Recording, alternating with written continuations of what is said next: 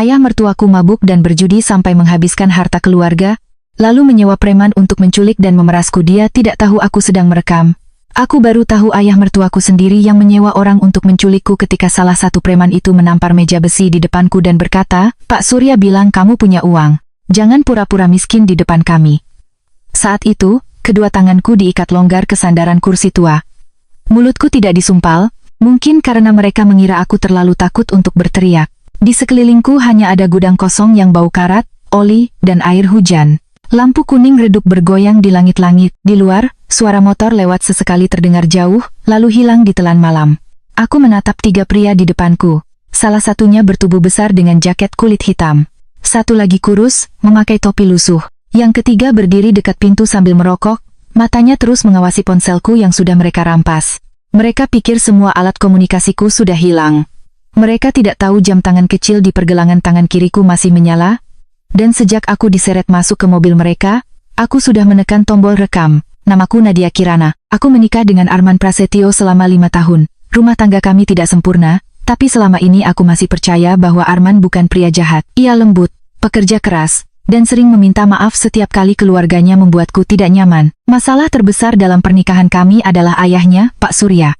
Dulu, menurut cerita keluarga, Pak Surya pernah punya usaha toko bangunan yang cukup besar. Ia punya tanah, rumah kontrakan, dan tabungan keluarga. Tetapi setelah pensiun, hidupnya berubah. Mula-mula ia hanya minum bersama teman-temannya.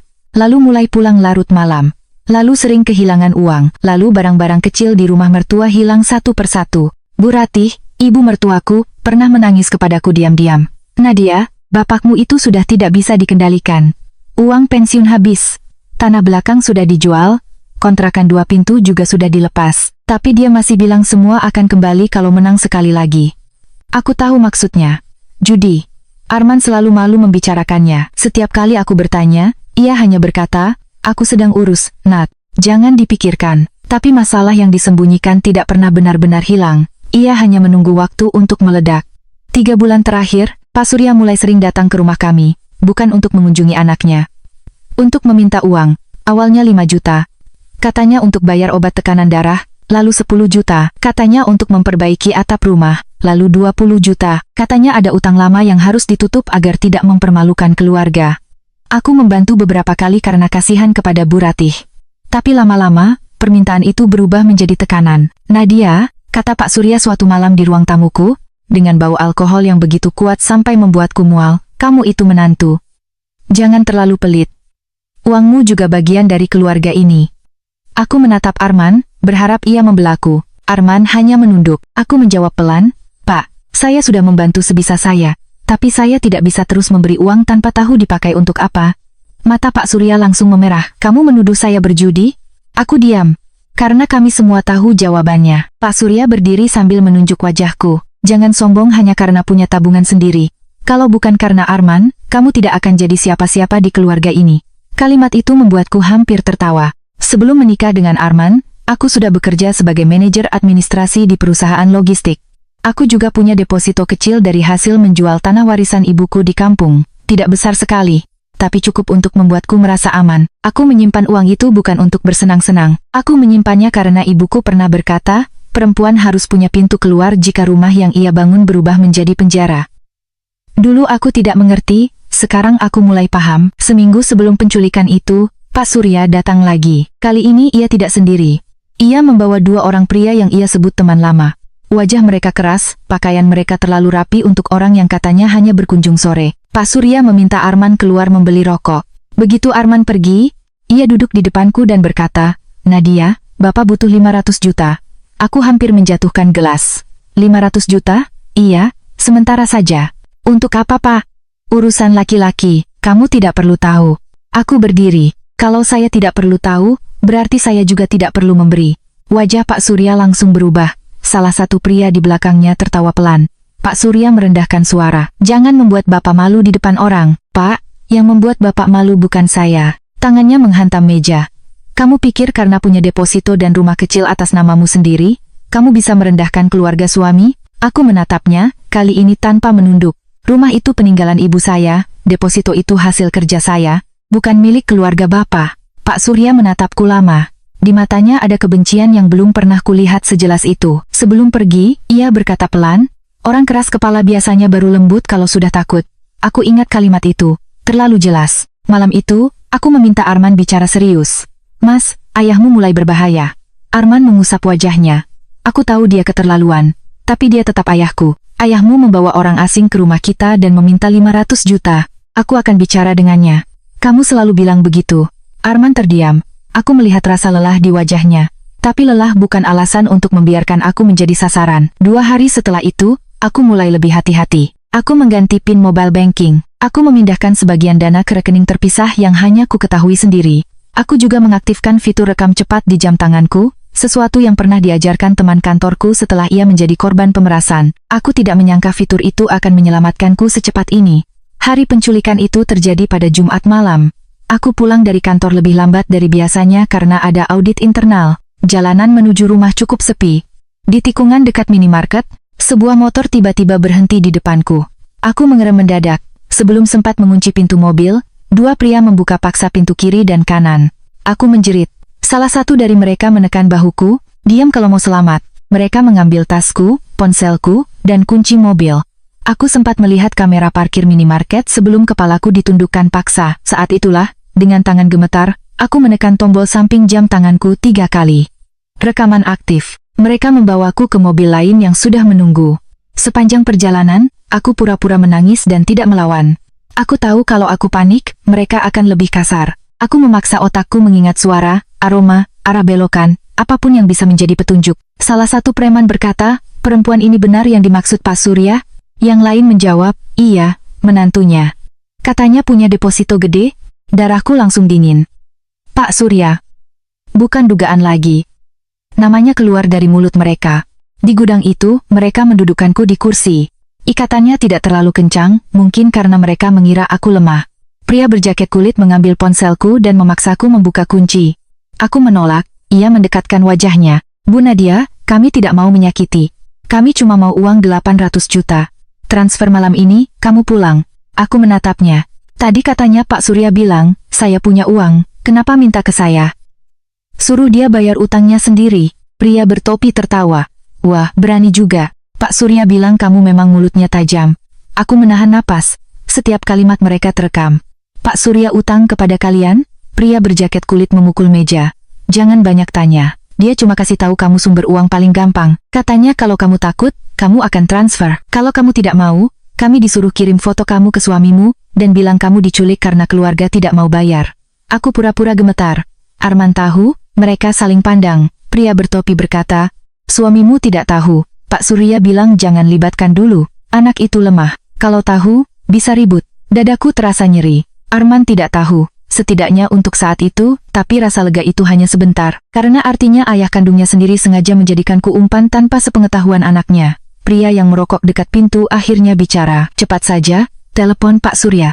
Bilang perempuan ini belum mau buka mobile banking." Pria berjaket kulit mengambil ponselnya dan menelepon seseorang. Ia menyalakan pengeras suara tanpa berpikir panjang. Mungkin ia terlalu yakin aku tidak bisa melakukan apapun. Suara Pak Surya terdengar dari ponsel itu. "Sudah dapat?" Pria berjaket menjawab, "Sudah." Tapi dia belum mau buka rekening. Pak Surya mendesis marah. "Tekan saja, jangan sampai ada bekas, dia itu kalau sudah takut pasti menurut." Aku menutup mata. Suara itu, suara ayah mertuaku. Jelas, terekam. Pria itu bertanya, "Nominal tetap 800? "Iya, kalau bisa ambil 1 miliar. Dia punya deposito warisan. Jangan percaya kalau dia bilang tidak ada. Menantu saya itu licik, suka menyembunyikan uang dari keluarga." Aku merasa perutku mual. Pak Surya melanjutkan, "Setelah uang masuk, bagi sesuai kesepakatan. Utang saya beres, sisanya nanti saya ambil." Jadi ini bukan hanya soal utang, ia ingin mengambil sisanya juga. Pria itu berkata, "Kalau dia lapor polisi?" Pak Surya tertawa kasar. "Dia tidak akan berani. Perempuan itu takut nama baiknya rusak. Kalau perlu, foto dia dalam keadaan kacau. Bilang dia diculik karena punya urusan dengan laki-laki lain. Suaminya pasti bingung." Aku menggigit bibir sampai hampir berdarah. Mereka ingin membuatku tidak hanya kehilangan uang, tapi juga nama baik. Panggilan terputus.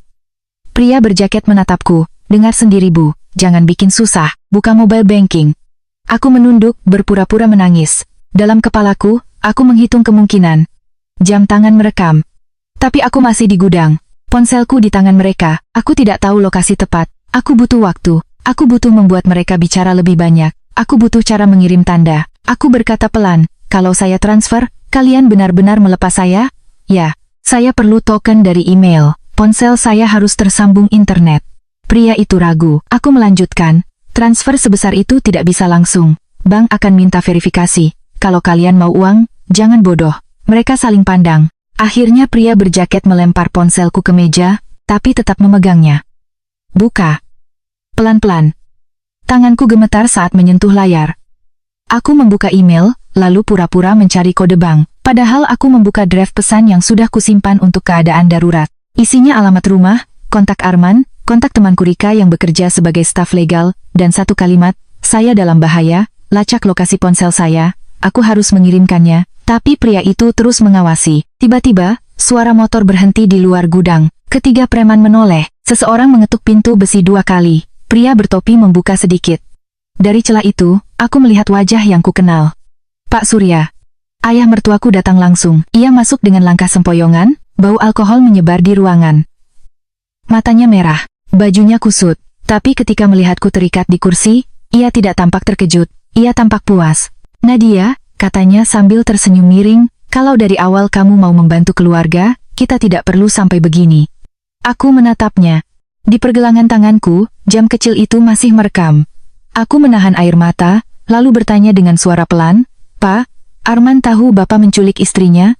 Pak Surya tertawa, Arman itu anak bodoh, dia terlalu sayang sama kamu, karena itu Bapak harus bergerak sendiri. Ia mendekat, kamu punya uang. Bapak butuh uang. Sederhana. Jangan membuat keluarga ini malu hanya karena kamu pelit. Aku menatap wajahnya dan merasa sesuatu dalam diriku berubah dingin. Dulu, aku takut kepada amarahnya. Malam itu, aku hanya melihat seorang laki-laki yang kehilangan segalanya karena alkohol dan judi, lalu masih merasa berhak menghancurkan orang lain untuk menyelamatkan dirinya sendiri. Aku menunduk sedikit seolah menyerah. Baik Pak, saya akan transfer. Pak Surya tersenyum puas. Namun sebelum ia sempat bicara lagi, aku menyentuh layar ponselku cepat, menekan tombol kirim pada email darurat yang sudah terbuka. Pesan terkirim. Pria berjaket langsung merebut ponselku. Apa yang kamu kirim? Aku mengangkat wajah. Permintaan verifikasi bank. Ia menatap layar, tapi email sudah berpindah ke halaman lain. Ia tidak cukup cepat memahami. Pak Surya berkata kasar, jangan buang waktu. Suruh dia transfer sekarang. Aku menatap jam tanganku sekilas. Rekaman masih berjalan. Email sudah terkirim. Dan untuk pertama kalinya sejak diculik, aku tidak merasa sendirian. Malam itu, Pak Surya mengira ia sedang memegang kendali atas hidupku. Ia tidak tahu suaranya sudah tersimpan. Ia tidak tahu nama-nama preman itu sudah terekam. Ia tidak tahu email daruratku sudah sampai ke orang yang tepat. Dan ia tidak tahu bahwa mulai detik itu, bukan aku yang akan kehilangan segalanya. Dialah yang sedang berjalan menuju kehancurannya sendiri. Pak Surya berdiri di depanku dengan napas berbau alkohol, mata merah, dan senyum yang membuatku merasa sedang melihat sisi paling gelap dari keluarga yang selama ini ku sebut mertua. Cepat, katanya kepada preman berjaket kulit, suruh dia buka mobile banking. Malam ini uang harus masuk. Pria itu kembali mendorong ponselku ke arahku. Tanganku masih gemetar, tetapi kali ini bukan hanya karena takut, email darurat sudah terkirim. Aku tidak tahu apakah Rika sudah membacanya. Aku tidak tahu apakah lokasiku berhasil terlacak. Aku tidak tahu apakah Arman sudah diberitahu. Tapi setidaknya, di luar gudang bau karat itu, ada kemungkinan seseorang sedang mencari aku. Aku harus membeli waktu. Aku membuka aplikasi mobile banking dengan gerakan pelan.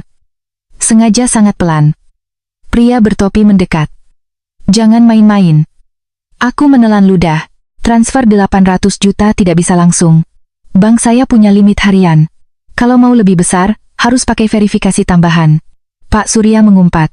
Kamu selalu punya alasan. Aku menatapnya. Pak, Bapak yang ingin uang. Kalau saya asal klik lalu transaksi gagal, kalian juga tidak dapat apa-apa.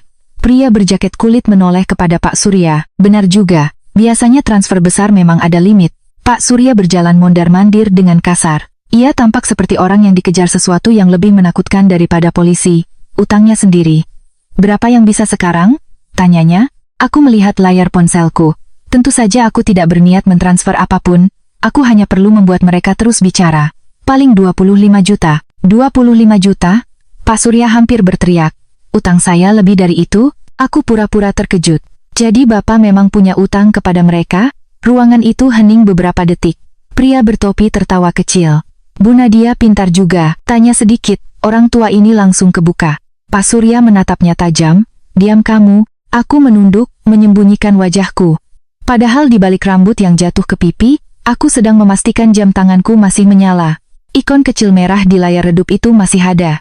Rekaman berjalan. Aku berkata pelan, Pak, kalau Bapak punya utang, bilang saja ke Arman. Jangan begini. Mata Pak Surya menyala penuh kebencian. Arman, anak itu tidak berguna. Dari dulu terlalu lembek. Disuruh bantu bapaknya sendiri saja banyak pertimbangan, dia lebih dengar kamu daripada orang tuanya. Karena Arman tahu uang itu akan habis di meja judi. Sebuah tamparan hampir mendarat di wajahku, tapi pria berjaket kulit menahan tangan Pak Surya. Jangan ada bekas, katanya cepat. Pak Surya sendiri yang bilang. Aku menatap ayah mertuaku, jadi benar, mereka sudah membicarakan cara menyakitiku tanpa meninggalkan bukti fisik. Pak Surya menarik tangannya kembali, napasnya memburu. Kamu selalu merasa paling benar, sejak masuk keluarga ini, kamu membuat Arman berubah. Dulu anak itu patuh, sekarang setiap bapak minta uang, dia tanya dulu ke istrinya. Karena uang kami bukan milik bapak. Uang anak laki-laki adalah uang orang tuanya. Kalau begitu kenapa bapak mengambil uang menantu? Ia membeku.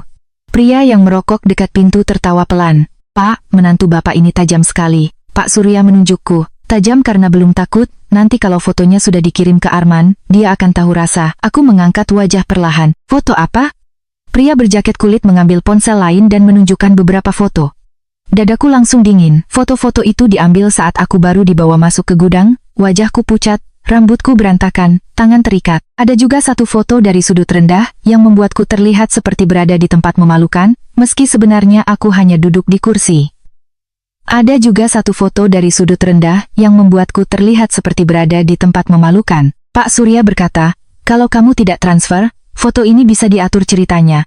Kami bilang kamu diculik karena punya hubungan dengan laki-laki lain, atau karena kamu punya utang pribadi. Orang lebih cepat percaya gosip daripada kebenaran. Aku menggigit bagian dalam pipiku. Mereka tidak hanya ingin uang, mereka ingin menutup kejahatan dengan merusak namaku. Pak, kataku pelan, Bapak sadar saya ini istri Arman? Justru karena itu kamu harus menurut. Kalau kamu mempermalukan Bapak, kamu mempermalukan suamimu sendiri. Aku hampir tertawa. Logika orang yang tenggelam dalam utang ternyata bisa begitu bengkok. Ia menculikku, memerasku, mengancam namaku, lalu masih merasa akulah yang mempermalukan keluarga. Pria berjaket kulit mulai tidak sabar. Bu, buka limit transfernya. Atau telepon bank. Aku menatap layar. Kalau telepon bank, mereka akan tanya banyak hal. Jawab saja. Suaraku terdengar takut, mereka bisa curiga.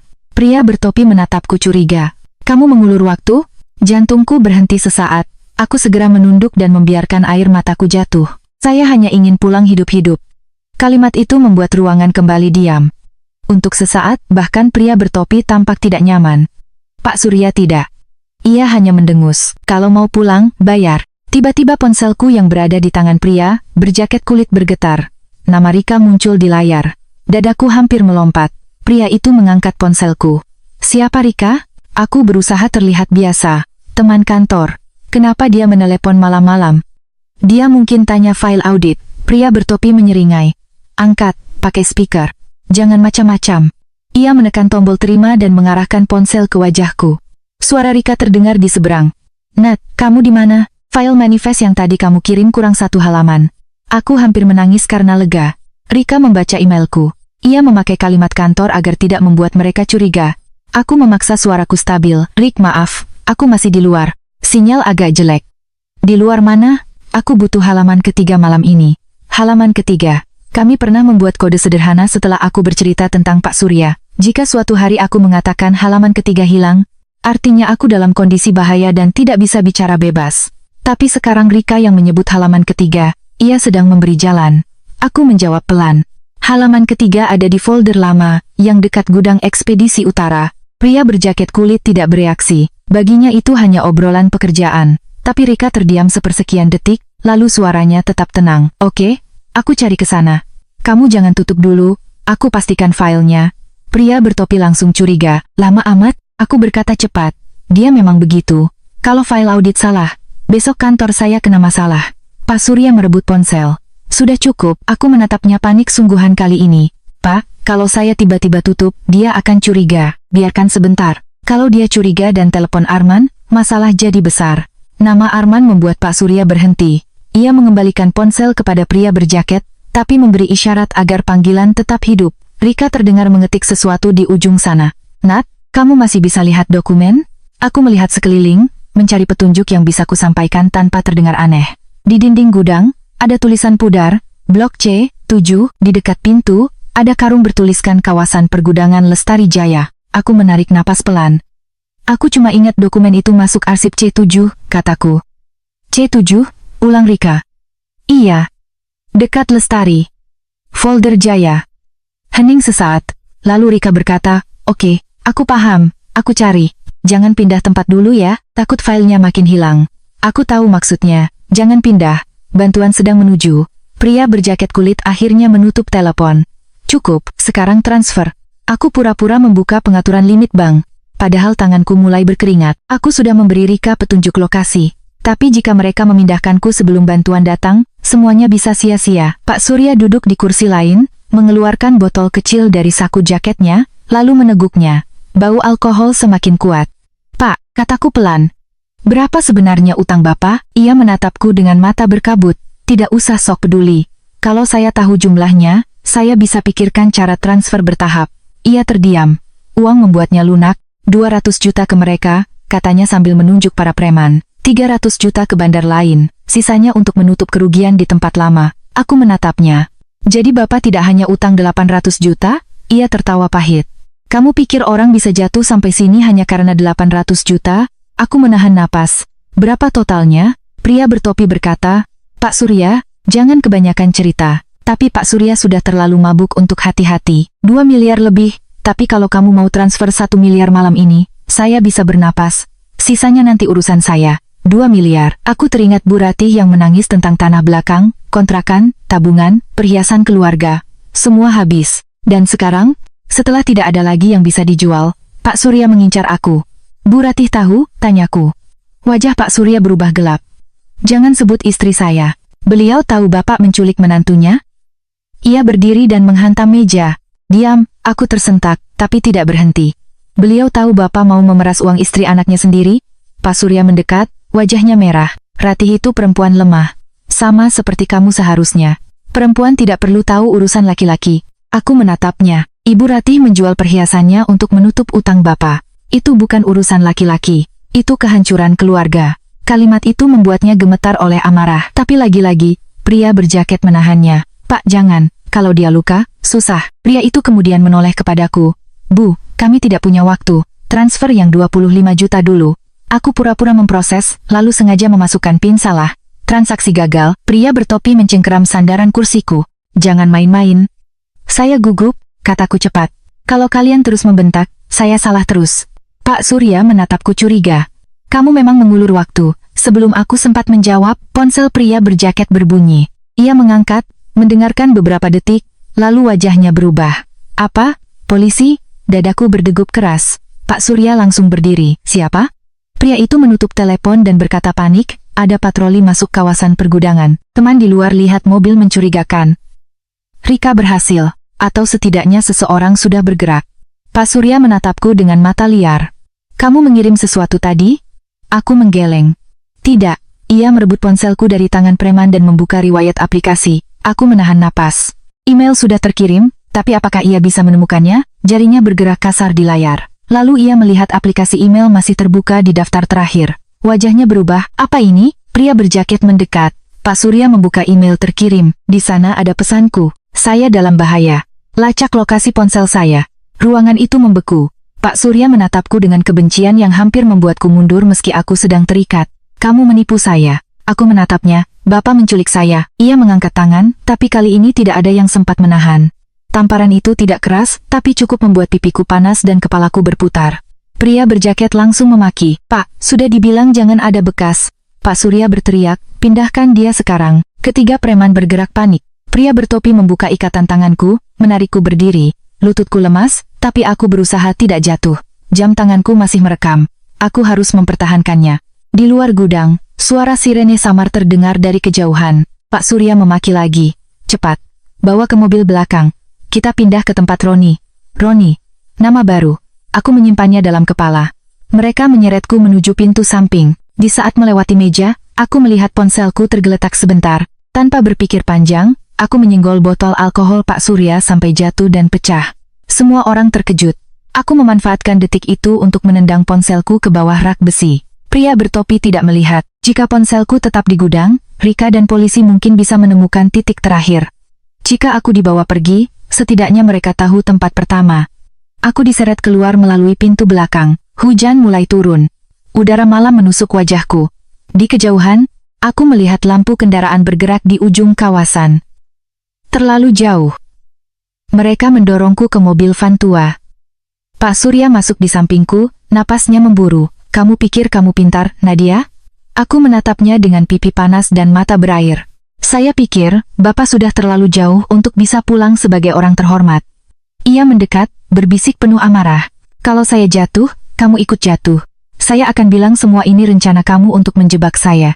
Aku tersenyum lemah. Silakan, Pak. Matanya menyipit. Aku mengangkat pergelangan tanganku sedikit. Lampu kecil di jam tangan itu masih menyala. Pak Surya menatapnya. Untuk pertama kalinya, wajahnya benar-benar pucat. Tapi sebelum ia sempat merebutnya, suara keras terdengar dari luar. Polisi, keluar dari kendaraan. Semua orang di dalam van membeku. Pak Surya menoleh ke arah pintu dengan wajah panik. Aku menahan napas. Malam itu, aku tidak tahu apakah aku akan keluar dari van itu sebagai korban yang selamat atau sebagai sandera yang dipindahkan lagi. Tapi satu hal pasti, suara Pak Surya, pengakuannya, utangnya, ancamannya, bahkan tamparannya, semuanya sudah terekam. Dan kali ini, ayah mertuaku tidak bisa lagi bersembunyi di balik kata keluarga. Suara itu terdengar dari luar van seperti petir yang membelah malam. Polisi, keluar dari kendaraan. Semua orang membeku. Pria berjaket kulit yang duduk di depan langsung mematikan mesin. Pria bertopi menunduk, tangannya gemetar. Satu preman lain mencoba membuka pintu samping, tetapi suara keras dari luar menghentikannya. Jangan bergerak. Pak Surya duduk di sampingku dengan wajah pucat. Matanya berpindah dari pintu van ke pergelangan tanganku. Ia sudah melihat lampu kecil di jam tanganku. Ia tahu, atau setidaknya mulai memahami, bahwa semua pengakuannya sejak di gudang mungkin sudah tersimpan. Matikan itu, bisiknya. Aku menatapnya. Sudah terlambat, Pak. Wajahnya berubah gelap. Dalam satu gerakan kasar, ia mencoba meraih pergelangan tanganku. Aku menarik tangan sekuat mungkin, menekan tubuhku ke sudut van. Pria bertopi panik. Pak, jangan, di luar polisi. Pak Surya tidak peduli. Ia mencengkeram lenganku, mencoba melepas jam itu. Aku berteriak. Pak Surya mau mengambil alat rekaman saya. Pintu van langsung dibuka dari luar. Cahaya senter menyilaukan masuk. Beberapa petugas berdiri di sana dengan wajah tegas. Di belakang mereka, aku melihat seseorang berlari mendekat sambil menangis memanggil namaku. Nadia, Arman, suamiku. Wajahnya pucat seperti kertas. Rambutnya basah terkena hujan. Di belakangnya ada Rika, teman kantorku, membawa ponsel dan berbicara cepat dengan seorang petugas. Pak Surya langsung melepaskan tanganku. Nadia yang menjebak saya, teriaknya sebelum siapapun bertanya. Dia membuat sandiwara. Saya hanya datang karena dipanggil. Aku hampir tertawa meski tubuhku gemetar. Bahkan saat tertangkap di dalam van bersama para penculik, ia masih mencoba menjadi korban. Petugas menarikku keluar terlebih dahulu. Kakiku lemas begitu menyentuh tanah. Arman langsung hendak mendekat, tapi aku mundur refleks. Bukan karena aku takut padanya seperti aku takut pada ayahnya. Tapi tubuhku belum sanggup disentuh siapapun. Arman berhenti di tempat, matanya merah. Nat, aku hanya berkata pelan, jangan dulu. Ia mengangguk. Air matanya jatuh. Rika menghampiriku dari samping dan memeluk bahuku hati-hati. Aku dapat emailmu, bisiknya. Aku langsung hubungi Arman dan polisi. Lokasi ponselmu berhenti di kawasan ini. Terus waktu kamu bilang arsip C7 dan Lestari Jaya, aku yakin. Aku ingin menjawab, tapi tenggorokanku terlalu sesak. Di dekat van, Pak Surya masih berteriak. Dia menantu durhaka. Dia selalu ingin menjauhkan Arman dari keluarganya. Dia yang membuat saya datang ke sini. Pria berjaket kulit tidak tahan lagi. Pak, jangan bawa-bawa kami. Bapak sendiri yang bayar kami. Pak Surya menoleh marah. Diam kamu, terlambat. Petugas mendengar. Aku mengangkat pergelangan tanganku dengan sisa tenaga. Pak, semua pembicaraan dari awal direkam di jam ini. Di gudang, di van, termasuk saat Pak Surya menyebut utangnya, nominal pemerasan, dan rencana membuat foto palsu. Pak Surya membeku. Arman menatap ayahnya, lalu menatapku. Ayah, apa benar? Pak Surya langsung mengubah wajah. Tangisnya tiba-tiba keluar. Man, ayah terdesak. Ayah tidak bermaksud menyakiti istrimu. Ayah cuma ingin pinjam uang. Mereka yang kasar. Ayah juga korban. Aku menatap laki-laki itu dengan dingin. Bapak menyuruh mereka menekan saya tanpa meninggalkan bekas. Bapak menyuruh mereka mengambil 1 miliar kalau bisa. Bapak bilang akan membuat cerita seolah saya punya urusan dengan laki-laki lain jika saya tidak transfer. Arman seperti kehilangan napas. Ayah mengatakan itu? Aku membuka jam tanganku dan memutar potongan rekaman terakhir yang masih bisa kuakses. Suara Pak Surya terdengar jelas dari speaker kecil. Kalau saya jatuh, kamu ikut jatuh. Saya akan bilang semua ini rencana kamu untuk menjebak saya. Lalu suara sebelumnya, lebih kasar, kalau perlu, foto dia dalam keadaan kacau. Bilang dia diculik karena punya urusan dengan laki-laki lain. Hujan turun pelan di atas kawasan pergudangan itu. Tidak ada seorang pun bicara, bahkan para preman yang tadi tampak garang kini menunduk seperti anak kecil yang tertangkap mencuri. Arman menatap ayahnya lama. Ayah mau menghancurkan nama baik Nadia? Pak Surya berteriak. Ayah melakukan ini karena kamu tidak pernah cukup membantu keluarga. Ayah menghabiskan tanah, kontrakan, tabungan ibu, perhiasan ibu. Suara Arman pecah. Sekarang ayah menculik istriku dan masih menyebut ini keluarga?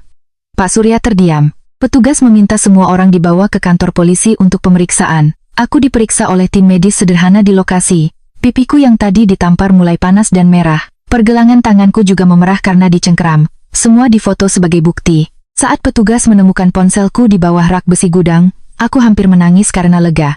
Email terkirim, lokasi terekam, dan rekaman jam tangan berhasil disalin oleh Rika ke laptopnya sebelum baterainya habis. Di kantor polisi, malam berubah menjadi pagi tanpa terasa. Aku duduk di ruang pemeriksaan dengan selimut di bahu. Rika berada di sampingku sebagai pendamping. Arman duduk agak jauh, kepalanya tertunduk. Aku tahu ia ingin duduk dekat denganku, tapi ia menahan diri. Petugas memintaku menceritakan semuanya dari awal. Aku mulai dari kedatangan Pak Surya seminggu sebelumnya, permintaan 500 juta, 2 pria asing yang ia bawa ke rumah, kalimatnya tentang orang keras kepala yang baru lembut kalau sudah takut, lalu aku ceritakan penculikan di dekat minimarket, gudang kosong, permintaan transfer 800 juta, panggilan telepon Pak Surya, pengakuan utang 2 miliar lebih, ancaman foto palsu, sampai Van yang hampir membawaku pindah ke tempat bernama Roni. Ketika nama Roni disebut, salah satu petugas menoleh kepada rekannya. Catat, kemungkinan tempat kedua. Pria berjaket kulit akhirnya memberikan keterangan. Ia mengaku menerima perintah dari Pak Surya melalui perantara bernama Roni, orang yang biasa menghubungkan penjudi dengan penagih bayaran. Mereka diminta menakut-nakuti aku agar mentransfer uang. Jika aku menolak, mereka disuruh membuat foto yang bisa dipakai untuk menekan nama baikku. Pria bertopi menambahkan, Pak Surya bilang menantunya punya deposito warisan dan rumah kecil atas nama sendiri. Katanya suaminya tidak perlu tahu dulu. Setiap kalimat itu seperti batu yang jatuh ke dada Arman.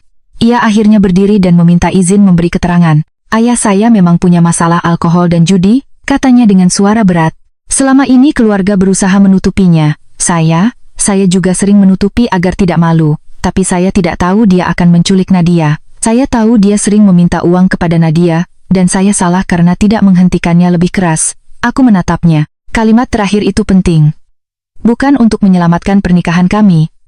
Tapi untuk pertama kalinya, Arman mengakui bahwa diamnya ikut membuat pintu terbuka bagi ayahnya. Pagi itu, Bu Rati datang ke kantor polisi. Ibu mertuaku masuk dengan langkah gemetar, memakai kerudung seadanya. Matanya bengkak seperti sudah menangis sepanjang perjalanan. Begitu melihatku duduk dengan selimut di bahu dan pipi merah, ia langsung menutup mulut. Nadia. Aku berdiri perlahan. Bu Ratih ingin memelukku, tapi berhenti sebelum menyentuhku. Maafkan ibu, katanya dengan suara hancur. Ibu tahu bapakmu rusak karena judi. Tapi ibu tidak pernah membayangkan dia akan melakukan ini kepadamu. Pak Surya yang berada di ruangan berbeda mendengar suara istrinya dan berteriak dari jauh, Ratih, jangan percaya mereka, Nadia menjebak saya. Bu Ratih menoleh ke arah suara itu.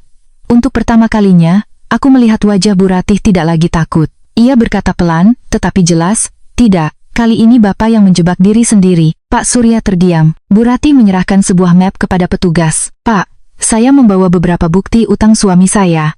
Surat penjualan tanah, bukti transfer ke rekening orang-orang yang sama, dan pesan ancaman dari penagih. Saya juga punya bukti dia pernah mengambil perhiasan saya tanpa izin. Arman menatap ibunya. Ibu menyimpan semua itu, Bu Ratih menangis. Ibu takut selama ini. Tapi setelah dia menculik Nadia, ibu tidak mau lagi menutup dosa Bapak dengan diam. Aku menatap perempuan itu dengan perasaan campur aduk. Ia pernah diam terlalu lama, tapi pagi itu, ia memilih bicara. Dan dalam cerita seperti ini, pilihan untuk bicara, meski terlambat, tetap berarti. Namun masalah belum selesai. Menjelang siang, Rika menerima panggilan dari kantor bank tempat aku menyimpan deposito. Ia mengerutkan kening saat mendengarkan, lalu menatapku dengan wajah serius. "Nat," katanya setelah menutup telepon, "ada percobaan pencairan deposito atas namamu 2 hari lalu. Dokumennya belum diproses karena tanda tangan tidak cocok." Darahku terasa berhenti mengalir. "Apa?" Rika menunjukkan catatannya. "Pihak bank bilang ada seseorang membawa surat kuasa, fotokopi KTP-mu, dan dokumen pernikahan. Mereka bilang itu atas permintaan keluarga untuk kebutuhan darurat." Arman langsung berdiri. "Aku tidak tahu soal itu." Aku menatapnya. "KTP-ku sempat hilang dari laci minggu lalu." Arman menutup mata. "Ayah pernah datang ke rumah saat kamu kerja. Dia bilang mau mengambil berkas kartu keluarga untuk urusan ibu. Aku tidak mengecek. Aku tidak marah saat itu. Aku terlalu lelah untuk marah. Tapi di dalam hatiku, satu pintu tertutup lagi. Pak Surya bukan hanya menculikku malam itu. Ia sudah mencoba mengambil uangku dengan dokumen palsu sebelum penculikan terjadi. Ketika gagal, ia memakai kekerasan dan pemerasan." Nadia yang dulu mungkin akan gemetar mendengar semua ini. Nadia yang duduk pagi itu hanya berkata kepada petugas, "Saya ingin menambahkan percobaan pencairan deposito itu ke laporan." Petugas mengangguk. "Kami akan panggil pihak bank dan minta salinan dokumen." Pak Surya semakin terpojok. Ketika ia mendengar soal bank, ia kembali berteriak bahwa itu semua ide orang lain, bahwa ia hanya menandatangani sesuatu tanpa membaca, bahwa Roni yang mengatur, bahwa para preman menipunya. Tapi rekaman, keterangan Bu Ratih, keterangan preman, dan dokumen bank mulai membentuk garis yang jelas. Pak Surya mencari banyak cara untuk menguras uangku, dan ketika cara halus gagal, ia memilih menculikku. Sore itu, setelah pemeriksaan panjang, aku keluar dari kantor polisi dengan tubuh seperti habis dipatahkan. Arman berjalan di sampingku, tapi menjaga jarak. Di halaman, ia akhirnya berkata, "Nat, aku tidak akan minta kamu pulang malam ini." Aku menatapnya. "Aku memang tidak akan pulang bersamamu." Ia mengangguk, air matanya jatuh. "Aku tahu, aku akan tinggal di rumah Rika dulu. Aku akan antar barangmu." "Jangan sendiri. Minta Rika atau polisi mendampingi kalau mengambil dokumen." Ia mengangguk lagi, beberapa detik hening. Lalu ia berkata, "Aku gagal melindungimu." Aku menatap suamiku lama. "Mas, masalahnya bukan hanya malam ini. Kamu gagal menghentikan ayahmu sejak dia mulai menjadikan aku sumber uang." Ia menunduk. "Aku tahu." "Belum. Kamu baru mulai tahu." Kalimat itu membuatnya diam. Rika membawaku pulang ke rumahnya. Di mobil, aku akhirnya menangis. Bukan tangisan panik seperti saat di gudang, tapi tangisan panjang, berat, dan sunyi. Rika tidak banyak bicara. Ia hanya menyetir sambil sesekali meletakkan tangannya di punggung tanganku. Malam itu, sebelum tidur, aku membuka rekaman jam tanganku sekali lagi. Suara Pak Surya terdengar kasar, jelas, dan tidak bisa disangkal. Aku menyimpannya di 3 tempat. Laptop Rika, cloud pribadiku, flash disk kecil yang kusimpan di dalam dompet. Aku tidak akan membiarkan kebenaran bergantung pada satu alat. Tepat sebelum tengah malam, pesan masuk dari nomor tidak dikenal. "Cabut laporan. Pak Surya hanya orang tua yang hilaf. Kalau kamu terus maju, foto gudangmu akan kami sebar dan bilang kamu punya masalah dengan pria bayaran." Aku menatap pesan itu. Dulu, ancaman seperti itu mungkin akan membuatku membeku. Sekarang, aku hanya mengambil tangkapan layar dan mengirimkannya kepada petugas serta Rika. Lalu aku membalas singkat, "Sebarkan jika berani." Semua rekaman sudah di tangan polisi. Tidak ada balasan lagi. Aku meletakkan ponsel, menatap langit-langit kamar tamu Rika, dan menarik napas panjang. Pak Surya mengira alkohol, judi, utang, dan preman bisa membuatku tunduk. Ia salah. Besok, kami akan ke bank. Besok, surat kuasa palsu itu akan dibuka. Besok, Arman harus memilih apakah ia benar-benar berdiri di pihak kebenaran atau kembali bersembunyi di balik kata ayah. Dan besok, aku akan mulai memastikan satu hal. Tidak satu rupiah pun dari warisan ibuku akan dipakai untuk menyelamatkan laki-laki yang mencoba menghancurkan hidupku. Pagi itu, aku datang ke bank dengan pipi yang masih sedikit lebam, pergelangan tangan yang memerah, dan flash disk kecil berisi rekaman suara Pak Surya di dalam dompetku. Rika berjalan di sebelahku. Arman datang beberapa langkah di belakang kami, bersama Bu Ratih. Aku belum bisa memegang tangan suamiku. Aku belum bisa bersandar di bahunya seperti dulu, tapi aku membiarkannya hadir. Karena hari itu ia harus melihat dengan mata sendiri sejauh apa ayahnya berusaha mengambil uangku. Di ruang layanan khusus, seorang kepala cabang bernama Pak Denny menyambut kami dengan wajah serius. Di atas mejanya, sudah ada map berisi salinan dokumen yang dipakai untuk mencoba mencairkan depositoku 2 hari sebelum penculikan. "Bu Nadia," katanya hati-hati, "kami mohon maaf karena pengajuan ini sempat masuk ke sistem verifikasi. Untung petugas kami menemukan ketidaksesuaian tanda tangan." Aku membuka map itu. Di sana ada surat kuasa atas namaku. Tertulis bahwa aku memberikan izin kepada Pak Surya Prasetyo untuk mencairkan deposito warisan ibuku dengan alasan kebutuhan keluarga darurat. Tanganku dingin. Di bagian bawah, ada tanda tangan yang dibuat menyerupai milikku. Tapi itu bukan tanda tanganku. Aku menatap Arman. Wajahnya pucat. Dokumen pernikahan kita juga ada di sini, kataku pelan. Ia menutup mata. Ayah mengambilnya dari rumah waktu aku tidak mengecek. Bu Ratih menangis diam-diam. Bapakmu pernah bilang butuh fotokopi kartu keluarga untuk urusan pajak lama. Ibu tidak tahu dia akan. Suaranya terputus. Pak Denny menambahkan, orang yang datang membawa dokumen bukan Pak Surya langsung. Ada pria bernama Roni. Ia mengaku perwakilan keluarga dan membawa salinan identitas. Nama itu membuatku menegakkan tubuh. Roni, kataku. Nama itu juga disebut Ivan. Mereka mau memindahkan saya ke tempat Roni. Rika langsung mencatat. Pak Denny menyerahkan rekaman CCTV bank dari hari pengajuan. Di layar, terlihat seorang pria memakai kemeja abu-abu menyerahkan map kepada teller. Wajahnya cukup jelas. Petugas bank juga memberikan salinan formulir, nomor kontak yang ditinggalkan, dan catatan percakapan. Semua bukti itu kami bawa kembali ke kantor polisi. Hari itu, rangkaian kebohongan Pak Surya mulai tertutup dari segala arah. Rekaman jam tanganku menunjukkan ia memerintahkan preman meminta uang, menyebut jumlah utang, dan merencanakan foto palsu. Keterangan preman menghubungkannya dengan penculikan. Bukti dari bank menunjukkan ia mencoba menguras depositoku sebelum memakai cara kasar. Dokumen Bu Ratih menunjukkan riwayat utang, penjualan aset, dan ancaman para penagih. CCTV minimarket menunjukkan mobil yang membawaku pergi. Lokasi ponselku membuktikan aku benar-benar dibawa ke gudang pergudangan Lestari Jaya. Pak Surya tidak bisa lagi berteriak bahwa ia dijebak. Ia memang masuk ke perangkap. Tapi perangkap itu dibuat oleh jejak dosanya sendiri. Saat pemeriksaan lanjutan, Pak Surya masih mencoba membela diri. Nadia itu menantu yang tidak pernah menghormati saya, katanya dengan suara parau. Saya hanya ingin dia membantu keluarga. Saya orang tua, saya hilaf. Aku duduk di seberangnya, ditemani Rika dan petugas. Pak, kataku pelan, hilaf itu ketika Bapak salah bicara. Bukan ketika Bapak mencuri dokumen, membuat surat kuasa palsu, menyewa preman, menculik saya, lalu merencanakan fitnah untuk menghancurkan nama baik saya. Ia menatapku dengan mata merah. Kamu tega menghancurkan mertua sendiri. Aku menggeleng. Bapak menghancurkan diri sendiri saat mengira saya lebih mudah dikorbankan daripada uang judi Bapak. Bu Ratih yang duduk di sudut ruangan tiba-tiba berdiri. Selama bertahun-tahun, perempuan itu selalu terlihat kecil di samping suaminya. Tapi hari itu, suaranya terdengar jelas. Surya, cukup. Jangan lagi pakai kata keluarga. Kamu sudah menjual tanah keluarga. Kamu mengambil perhiasanku. Kamu membuat Arman menanggung malu.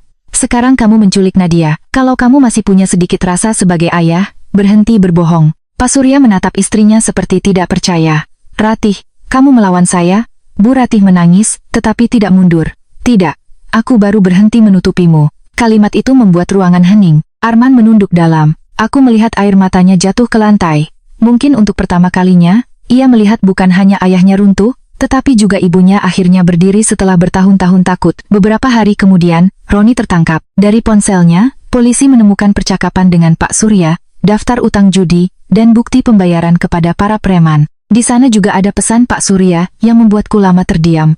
Menantuku punya uang warisan. Kalau dia takut, dia akan bayar. Kalau tidak, kita buat suaminya meragukan dia. Aku membaca kalimat itu tanpa menangis. Dulu mungkin aku akan gemetar, merasa jijik, merasa malu. Sekarang aku hanya merasa yakin bahwa aku sudah melakukan hal yang benar. Kasus berjalan. Pak Surya diproses atas penculikan, pemerasan, percobaan pencairan dana dengan dokumen palsu, dan ancaman pencemaran nama baik. Para preman ikut memberi keterangan untuk meringankan posisi mereka sendiri. Roni juga membuka alur utang judi Pak Surya yang selama ini disembunyikan. Tidak semua proses selesai dalam semalam, tapi satu hal selesai dengan cepat, akses Pak Surya terhadap hidupku. Aku mengganti seluruh data bank, memindahkan deposito ke rekening dengan pengamanan tambahan, mencabut semua dokumen keluarga yang pernah tersimpan di rumah mertua, dan membuat surat kuasa khusus kepada pengacara yang direkomendasikan Rika. Rumah kecil warisan ibuku juga kupasang sistem keamanan baru. Arman membantu semuanya. Ia tidak memaksa aku memaafkannya, tidak memaksa aku pulang, tidak memakai air mata untuk membuatku merasa bersalah. Ia hanya melakukan apa yang seharusnya ia lakukan sejak awal, berdiri di sisi kebenaran. Suatu sore, ia datang ke rumah Rika membawa satu map besar. Aku sudah membuat pernyataan, katanya. Aku membukanya. Di dalamnya ada surat tertulis bahwa semua aset atas namaku, termasuk deposito dan rumah warisan ibuku, adalah milikku pribadi, dan tidak pernah menjadi hak keluarga Prasetyo. Ada juga pernyataan bahwa ia bersedia menjadi saksi dalam proses hukum ayahnya dan tidak akan menekan aku untuk mencabut laporan. Aku menatapnya lama. Mas, kamu sadar ini akan membuat hubunganmu dengan keluargamu berubah? Ia tersenyum sedih. Nat, hubungan itu sudah berubah saat ayah menculik istriku. Aku diam. Ia melanjutkan, aku tidak akan meminta kamu langsung percaya padaku. Aku tahu aku terlambat. Aku terlalu lama menutup mata karena takut disebut anak durhaka. Tapi setelah malam itu, aku paham. Anak yang baik bukan anak yang membantu orang tuanya menghancurkan orang lain. Untuk pertama kalinya sejak penculikan, aku menatap Arman tanpa rasa marah yang membakar. Masih ada luka. Tapi di balik luka itu, ada sedikit ruang untuk bernapas. Aku belum bisa pulang bersamamu, kataku. Aku tahu. Aku belum tahu apakah pernikahan kita bisa kembali seperti dulu. Arman menggeleng pelan. Jangan kembali seperti dulu. Dulu aku terlalu lemah. Kalau suatu hari kamu mau memberi kesempatan, aku ingin kita membangun sesuatu yang baru. Dengan batas yang jelas, tanpa menyembunyikan masalah keluarga, tanpa menjadikan kamu tameng. Aku tidak menjawab saat itu. Tapi aku tidak lagi menutup pintu sepenuhnya.